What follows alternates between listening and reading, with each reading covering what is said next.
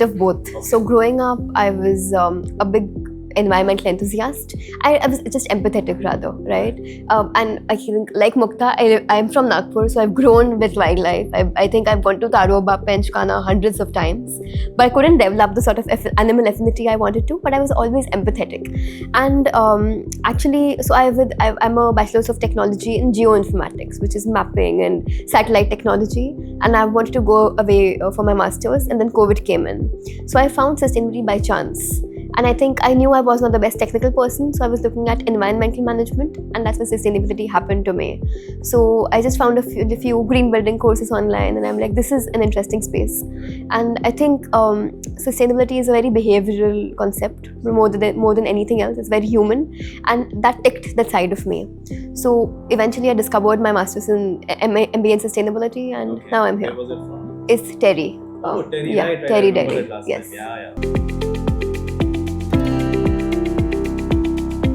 So decoding it, I think it's because, I mean, look, if you call me from a consulting point of view, I'm going to give you jargons. Right, you and, will, I know. and I think, I mean, what I'm leading to is that though these courses are utterly useless and no one should do it.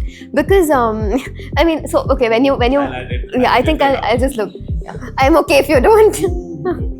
No, but honestly speaking, I feel how climate consulting works is you work for companies, you work in various aspects. It's basically disclosure oriented, where you write their reports, you do a lot of assessments for them. It can be social, it can be governance, it can be environmental, but you are mainly working towards making them look good.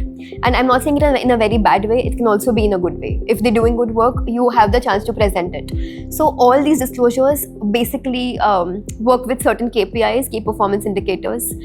Environment has, say, if as an example, 10, social will have 10. It can be, say, your emissions, energy conservation, water discharge. It can be your employee engagement, parental benefits, things like that, and diversity, inclusion, these things. So all these frameworks basically cover the same things, right? The only difference is GRI is more basic, and TCFD is more advanced. Of course, like TCFD, I'm not going to explain a lot, but some are hardcore environmental, which are really good, because, so if you would have heard about TNFD, it's nature-based funds, right? So then you can elaborate more on that side.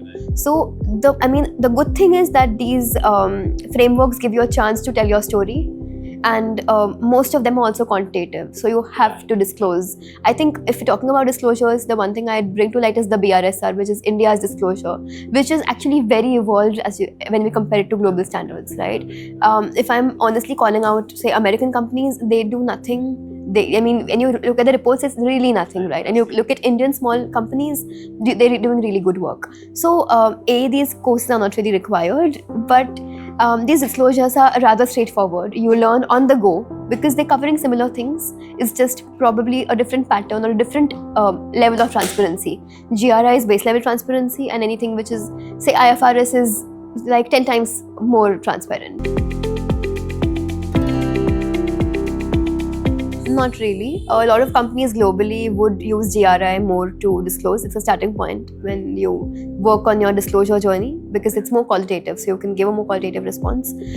As you move on, you can choose the framework you want to work with. Maximum companies you see would work with GRI and SASB. TCFD is, again, if you're doing, say, hardcore climate scenario analysis, then you would use these things. So I think that's something I'm very proud of. It's more of my personal passion project, and I think it's my outlet from my corporate world, because it's literally a release every week. I started as a student, as an MBA student in my second year. So I started it almost 2.5 years ago, in December 22. I've always been a writer. I've been writing poems since I was 6 years old. And I'm like, if I used to write on Instagram, I had a blog, and then Instagram became very reel oriented. I'm like, I can't do this anymore. So I'm like, LinkedIn is a good platform to switch to. And I basically, okay, it's very simple. I've written almost 100 newsletters until now. I try to do it every week. Sometimes it's difficult, but my basic concept is sustainability is everywhere. If you read my newsletter, so the last article I wrote is on Sanskrit, how Sanskrit and sustainability are correlated. It's very fundamental. A few posts which have really made it would be about coffee, the supply chain, cocoa, sustainable fashion, and I'm talking out of 100 posts, but space and sustainability, because ISRO has been using reusable launch vehicles, which is revolutionary, right? So you can just find sustainability everywhere, anywhere. Like, I think I wrote on sustainability and music, and a friend of mine was interested in F1, so we collaborated on that scale. And anywhere you find, it's just observation, right? If I think all startups, all climate related impact creation comes from intent, so you have to capture that intent. And I think this is just my way of creating change, and I really want it to grow. I mean, I'm trying to get it into a book, at least for starters. Yeah, it's difficult to be consistent on that, but I mean, as a writer, you're always critical of yourself. So every time I open that draft, I'm like, this is not right, I have to reframe it. But if you just go on LinkedIn, you'll see the newsletter. It was mentioned in Illuminum, which is a European sustainability magazine. I have a few articles up there. It's very behavioral, it's very simple. It's a very layman oriented newsletter. It has a lot of thematics. In the initial ones, more on scope 1, scope 2, scope 3, explaining the crowd. So it just keeps varying, and yeah, so I think how I've kept it is just, it's for me, right? At the end, because LinkedIn also keeps fluctuating, I keep getting less engagement. I'm like, I'm doing it for myself and it keeps me sane. So it's not a project, rather it's more of, so as a consulting company or as a consultant, I do a lot of engagements with multiple clients, right? So I think everyone must have heard of ESG, right? So I mainly work in ESG, to make it very simple. But a few things I really enjoy doing is human rights due diligences, which is basically you visit the client and you talk to the laborers, you talk to the workforce, you understand if protocols are being followed. Because again, I think the breakdown and this is correlated. I feel the social side of things is extremely important. The triple bottom. So who was paying for this? No, it's for everything. Like the client was paying. The client you was. Talk to their people. Yes, okay. yes, and it's very thoroughly. They were not afraid of the truth coming. It's very monitored. Like, even the contractor, main person can't be there. We have to directly interact with the workforce.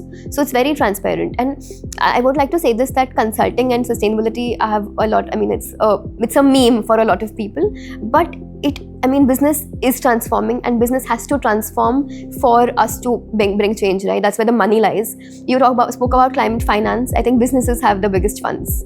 So if we don't transform businesses, nothing's actually going to happen.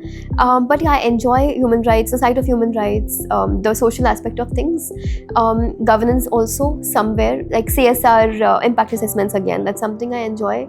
And very basic, but something we do is a climate risk assessment, where we assess regions for a client that, this is where, again, if it's a water stressed area, the kind of temperature projections in the future, because then they can actually understand why we're doing and why is it important.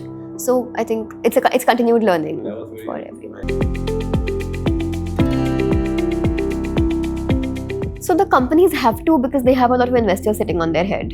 So if you have heard about any ESG ratings like DJSI or all these things, so now these investors, now again it depends, right? There are a few companies I work with which are very local, right? So they don't have a lot of investors, but for them again it's compliance oriented if you're listed. That's one thing, because now it's SEBI mandated, they have to disclose, and if they have a violation, they will be charged for it. They have to pay for it in monetary value or otherwise, right? Compliance related.